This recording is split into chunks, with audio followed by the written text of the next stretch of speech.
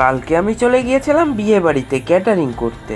Gate দিয়ে ভেতরে ঢুকেই দেখি একটা কাকা কফি নিয়ে আসছে, তো সেটা আমি দেখতে দেখতে ভেতরের দিকে চলে গেলাম। ভেতরে গিয়ে দেখি যে দিদিটার বিয়ে সেই দিদিটা ফটোশ্যুট করতে ব্যস্ত আছে, তাই ডিস্টার্ব না করে খাওয়ার প্যান্ডেলের দিকে চলে গেলাম। আর সেখানে গিয়ে দেখি আমাদের ক্যাটারিংয়ের ছেলেপিলে খেতে দেওয়ার জন্য রেডি হচ্ছে, আর আমিও পাঞ্জাবি পরে রেডি হয়ে গেছি। তো আমাকে কেমন লাগছে অবশ্যই তোমরা কমেন্টে বলবে। আর এখনও লোকজন আসেনি, তাই আমরা বসে গল্প করছিলাম আর আমি সেই ফাঁকে ভিডিও বানিয়েছিলাম। এইটা হলো আমাদের ক্যাটারিংয়ের মালিক সৌরভ দা ও তার ভাই। আর তোমাদের যদি যে কোনো অনুষ্ঠানে ক্যাটারিংয়ের প্রয়োজন হয় অবশ্যই ডেসক্রিপশানে জানাবে, তো ওখানেই আমি নাম্বারটা দিয়ে দেব।